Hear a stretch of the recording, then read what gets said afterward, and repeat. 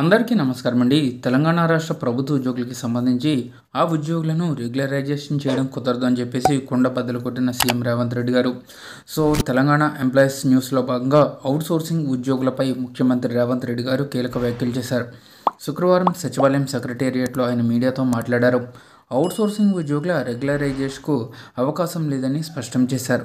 నిబంధనలకు విరుద్ధంగా రెగ్యులరైజేషన్ చేస్తే న్యాయస్థానాల్లో సమస్యలు ఎదుర్కోవాల్సి వస్తుందని అన్నారు. రెగ్యులరైజేషన్ చేయాలని పట్టుబడితే సమస్య పెరుగుతుంది తప్ప పరిష్కారం కాదని తెలిపారు. ప్రభుత్వ ఆదాయం పెంచేందుకు ఉద్యోగుల సహకారం కావాలని, అలాగే వీలైనంత త్వరగా అవుట్సోర్సింగ్ ఉద్యోగుల సమస్యలను పరిష్కరిస్తామని హామీ ఇచ్చారు.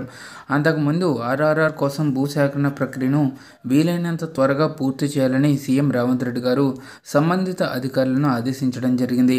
ఇక నాగపూర్ విజయవాడ కారిడార్ భూసేకరణ ప్రక్రియ సంక్రాంతిలోగా పూర్తి చేయాలన్నారు. భూసేకరణకు సంబంధించి అటవీ శాఖ పరిధిలో ఉన్న సమస్యలను వెంటనే పరిష్కరించాలని అనడం జరిగింది. సో అదేవిధంగా తెలంగాణ ప్రభుత్వ ఉద్యోగులకు సంబంధించి పెండింగ్లో సుమారుగా 5 డిఏ బకాయిలు అయితే ఉన్నాయండి.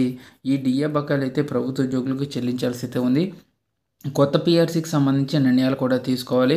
వీటికి సంబంధించి ప్రభుత్వం ఇంకా ఎటువంటి నిర్ణయాలు ప్రకటించలేదు.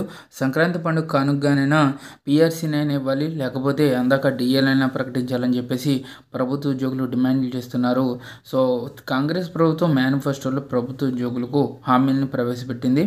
ఈ హామీలను అయితే క్లియర్ చేయాలని చెప్పేసి ప్రభుత్వ ఉద్యోగులు భావిస్తున్నారు. సో ఇదండి వాటి తెలంగాణ ఎంప్లాయీస్ సంబంధించి వచ్చిన తాజా updates. For more updates subscribe to our channel. Thank you friends. Have a nice day.